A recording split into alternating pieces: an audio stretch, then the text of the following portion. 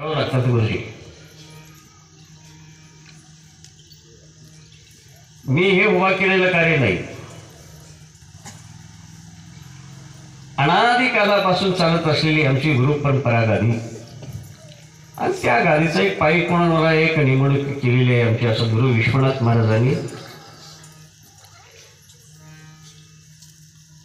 सद्गुरू नागेंद्र महाराजांपासून विश्वनाथ महाराजांपर्यंत चालत आलेली ही गुरु परंपरा आणि त्या परंपरेमध्ये त्या गादीची सांभाळण्याची जी असणारी पदवी आमच्याकडे दिलेली आहे. एक सेवक म्हणून आहे, पण ज्यावेळेस गुरु माऊलीने प्रथम जो असणारा विना जो आहे माझ्या गळ्यामध्ये घातला, या हरी कीर्तनाचा घातला. विठ्ठल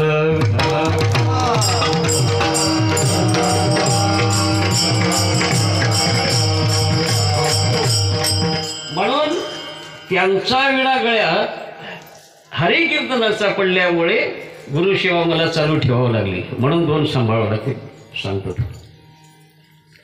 आणि दुसरी गोष्ट,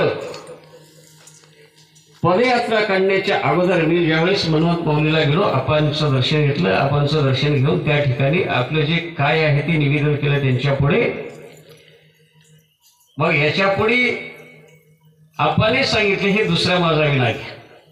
म्हणून कीर्तनात आपाने माझ्या गळ्यात विना घातला, म्हणून ते संप्रदाय सांभाळतो. विठ्ठल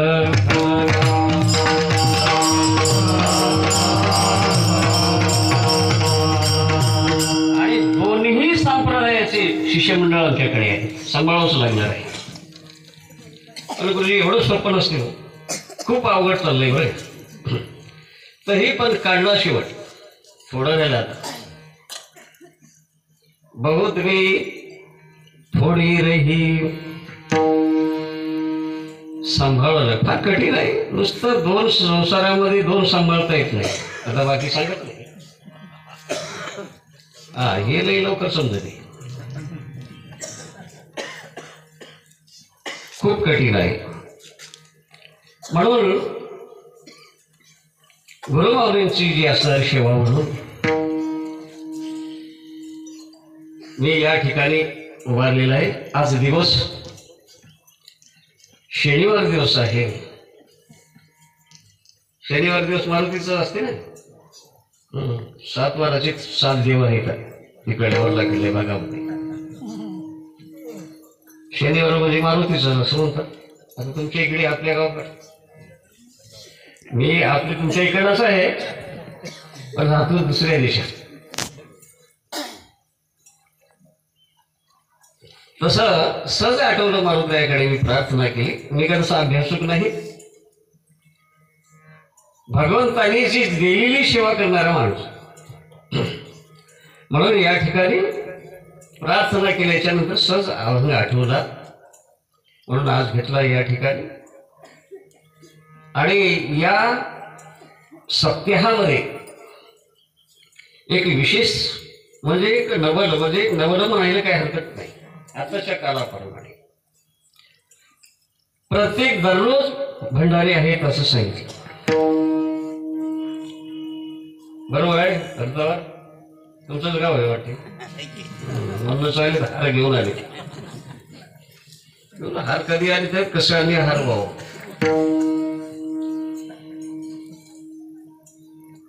म्हणून आमचे संभाजीराव काय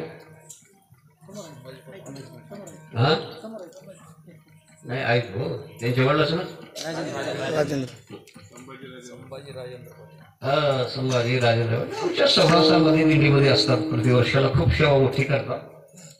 त्याने फोन लावला की असं असं आमचं महाराज भंडारा आहे आणि तुम्ही यावंच लागते. मी बोलले मी त्या काय पात्रतेचा नाही. मला काय ते संप्रदाय तेवढं आता जास्त नाही कीर्तनामध्ये. नाही आलंच पाहिजे. त्यांचं आमचं जे प्रेम आहे ना, लाडका प्रेम आहे. विठ्ठल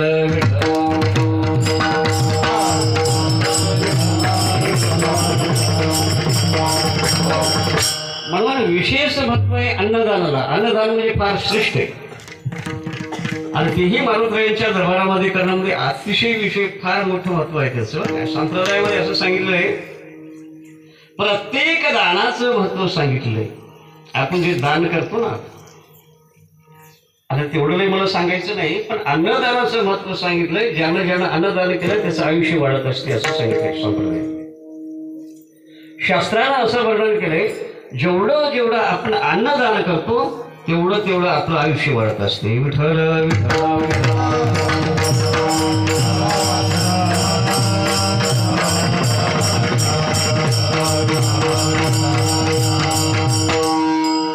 म्हणून त्यांच्या आग्रहास्तव थोडा वेळ लागला मला यायला. त्याने लवकरच यायला सांगितलं होतं. काही कारणास्तव लांबून आल्यामुळे थोडा वेळ लागला, म्हणून माफी मागून कीर्तनाला सुरुवात करतो. विठ्ठल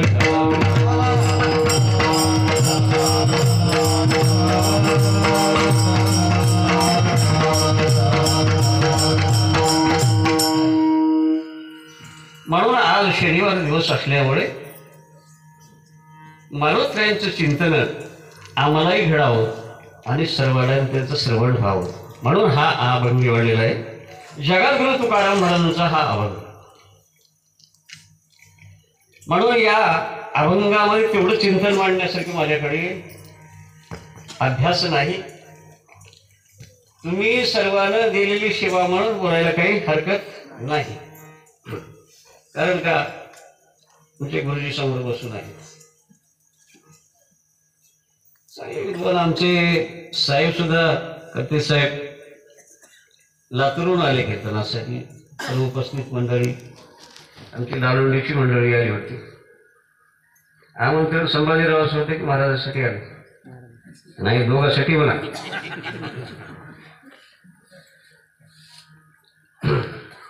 प्रेम प्रीतीचे बांधले ते काही नाही.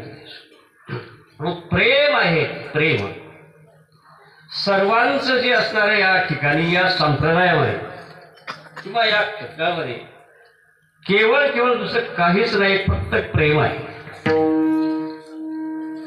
तुम्ही आम्ही सर्व या ठिकाणी जे जमले ना, कशासाठी जमले? फक्त सर्वांचं प्रेम आहे त्याच्यावर म्हणून जमले. विठ्ठल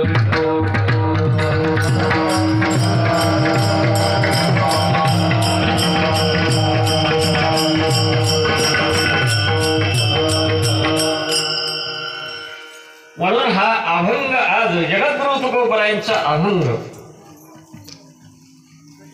4 चरणाचा आहे. आणि जगद्गुरु तुकाराम महाराजांनी शरणागती केलेली आहे. कोणाला केली? मानवत्रयाला. हनुमानजीला काय करतात? शरणागती करतात या अभंगात. आता खूप डोलाची गोष्ट आहे, खूप विचार मांडण्यासारखं आहे. प्रथम जगद्गुरु तुकाराम महाराज म्हणजे कोण? त्यांचा अधिकार काय? खूप मोठा अधिकार त्यांचा. संप्रदायाने खूप वर्णन केलेलं आहे. ज्यावेळेस ब्रह्मामध्ये ज्यावेळेस तराजू तुलना करायची होती, तराजू अन्नात तुलवलेला एका पारड्यामध्ये तुकाराम महाराजाला बसवलं आणि दुसऱ्या पारड्यामध्ये ब्रह्म, ज्याला ब्रह्म म्हणतात, ब्रह्म एका बाजूला आणि तुकाराम महाराजाला त्या तुलनेमध्ये वजन करायला लागले. त्यावेळेस